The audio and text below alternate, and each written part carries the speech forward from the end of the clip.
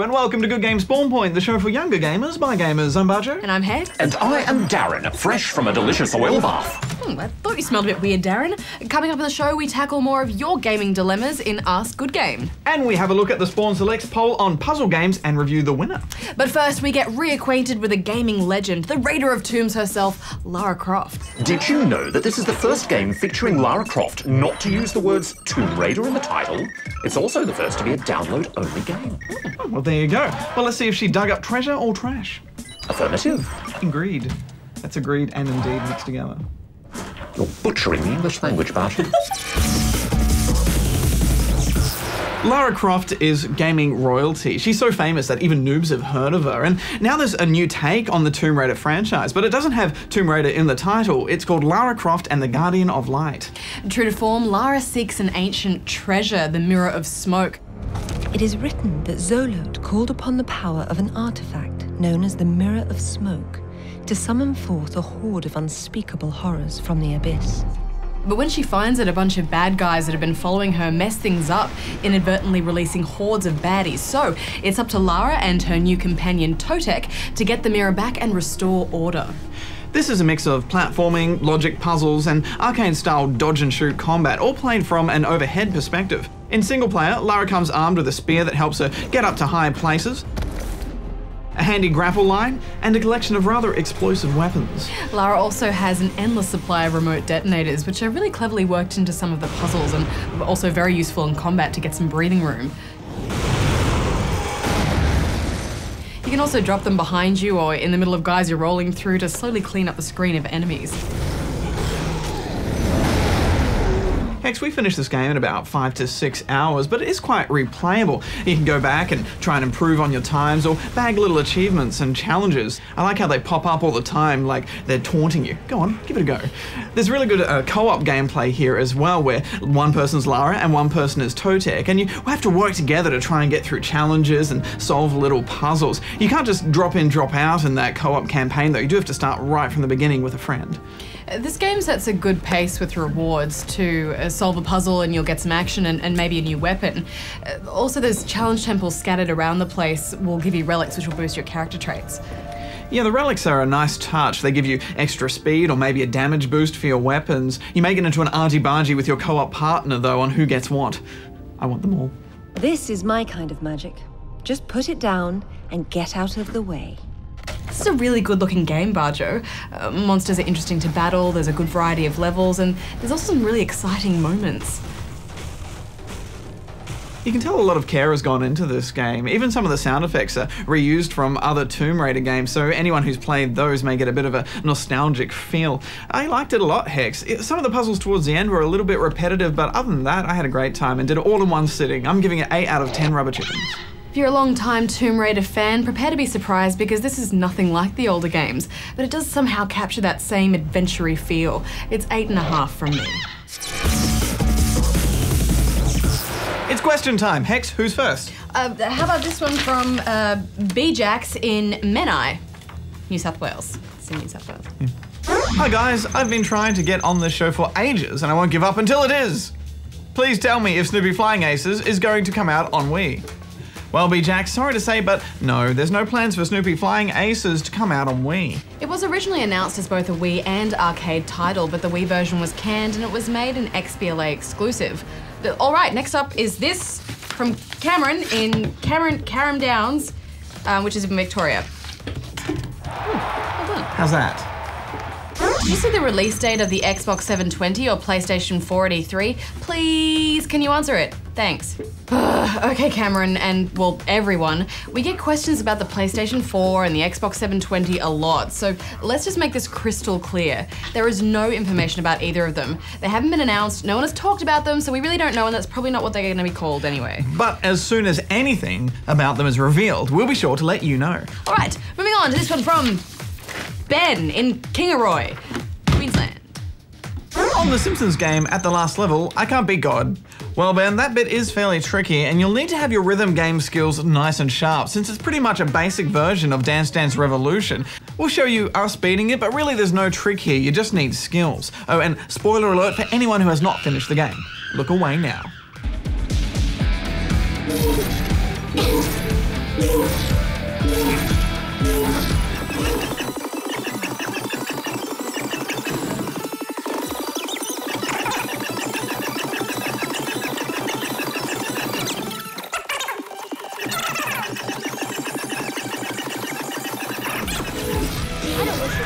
worship Croft! Hail Croft!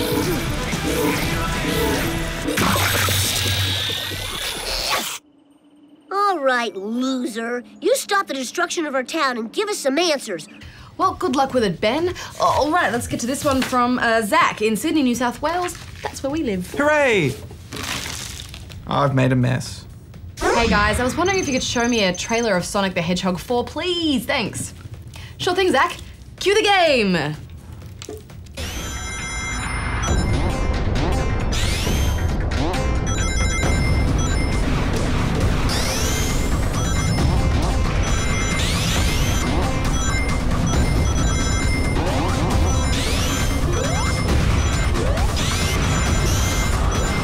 It looks deliciously old school, eh, Hex?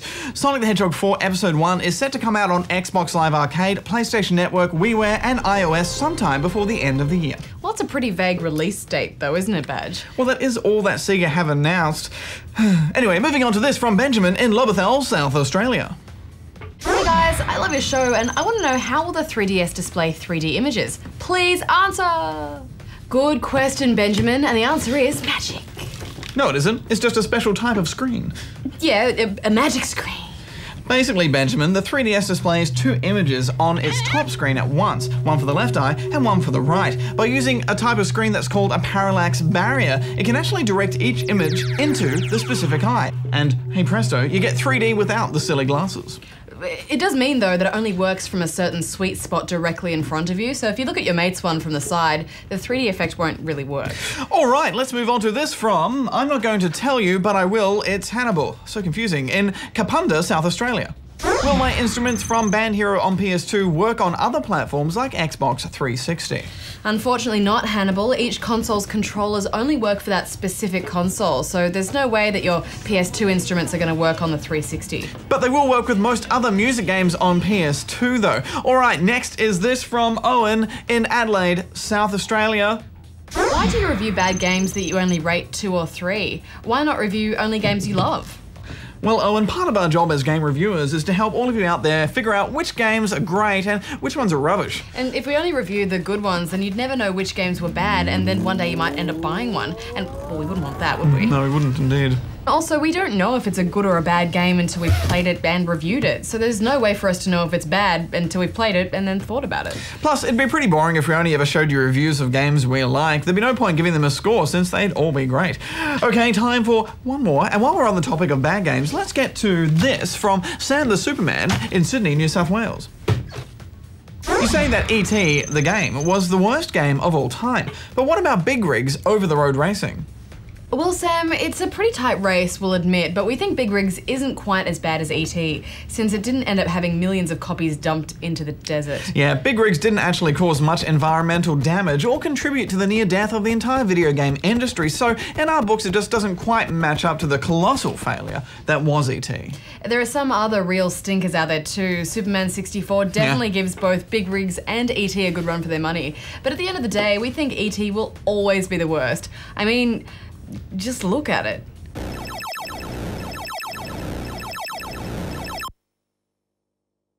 So much fail. But that's all for this week's Spornatrons. If you've got something you'd like to ask us, then send those questions here. Where? Oh! Gross. Hi, I'm Owen. Hi, I'm Nathan. And We love gaming. I'm the better gamer though. Yeah, sure.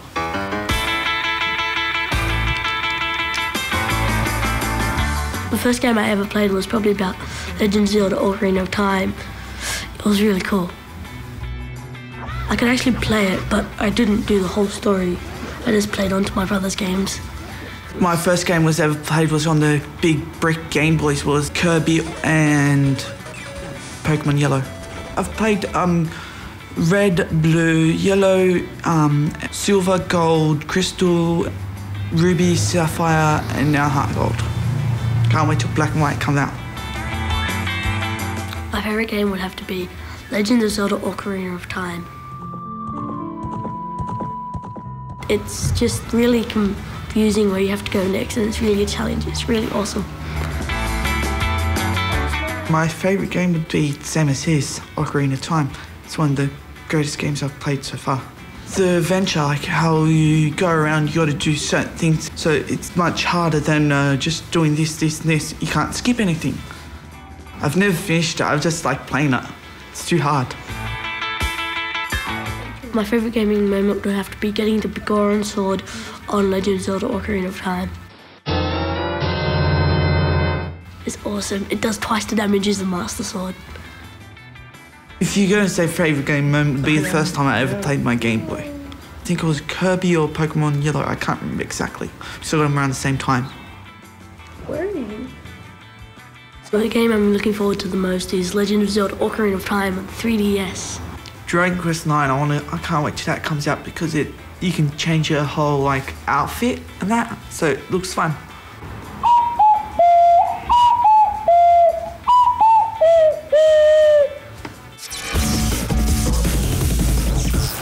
For a few weeks now, we've been running a Spawn Selects poll on our website to see which puzzle game is your favourite, Professor Layton, Puzzle Quest or Bejeweled. And now it's time to find out which game is victorious. Darren, would you please process the results? Affirmative. Analysing mouse clicks. Numerating votes. Exterminating web poll hackers. Done. The game with the largest percentage of the vote is Professor Layton on DS. Excellent choice, Spawnlings. Professor Layton is still the best puzzle game on DS, and in honour of that, Darren, I think we should play some dress-ups. What do you reckon? Affirmative. Affirmative. Oh, that tickles. Oops. Oops. There we go. Careful. Oh, wonderful. It gets dandruff, it's very sensitive. What's spiffing? You're a spiffing person. I'm putting on the Ritz. So far, there's been a few games in the series, Professor Layton and the Curious Village and Professor Layton and Pandora's Box. And the noobs may not know this, but there's a new game coming out later this year, Professor Layton and the Lost Future. Oh. So guys, why do you think Professor Layton is so popular? Well, I can only offer you a robot's perspective, but I believe the puzzles in these games to be mathematically satisfying combination of originality, challenge, and plain old fun. It's the variety of puzzles though, don't you think? It's a real mixed bag of styles and it saves you from getting stuck on any one particular type of puzzle. You know, you can move on to another one if you find it too hard and try one of those sliding block puzzles or something with a hidden twist or a tricky cryptic problem. And now to test my theory. The presentation of the games are good, aren't they? The cutscenes are as good as some animated feature films, and I think we'd all agree the characters of Professor Layton and his psychic Luke help to make these little mysteries really fun to follow. They have a funny little friendship, don't they? And no one rocks a top hat quite like Layton. Or maybe Darren. Affirmative. Yeah, although I have to say I prefer Luke's voice in the first game as opposed to the weird British accent they gave him in Pandora's Box. Affirmative.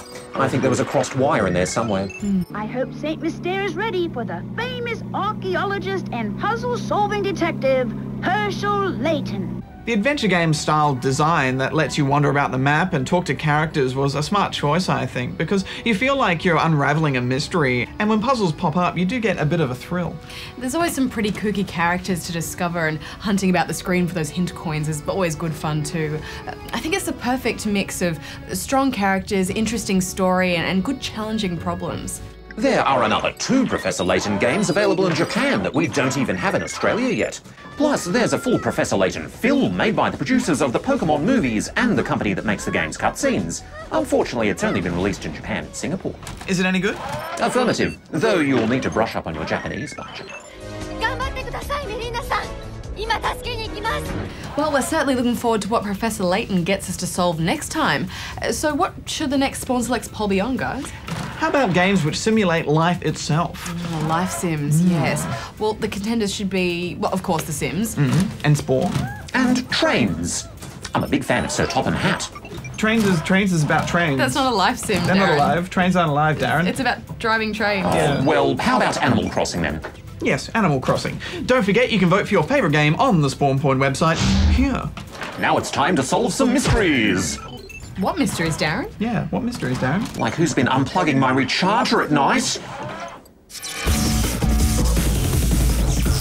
Barjo, we're about to hit that time of year when games start getting released like crazy all the way up to Christmas. It's going to be hectic. Yes, we'll do our very best to keep on top of it all, won't we, Darren? Affirmative. I was just checking the release date for Noob Blaster 2. Excitement! Noob Blaster 2 is totally going to be rated M, Darren. But next week on the show, we've got the stuntacular track racing madness of Trackmania for the Wii. And the long-awaited Kingdom Hearts Birth by Sleep.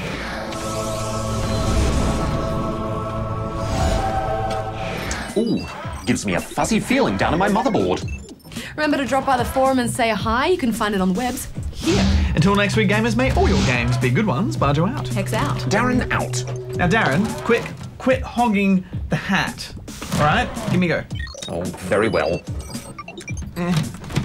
Still, I'm so excited about Noob Blaster 2. It's going to have 103 noob blasting levels, octo-core quad support. I can't hear you through my hat of Darren impenetrability.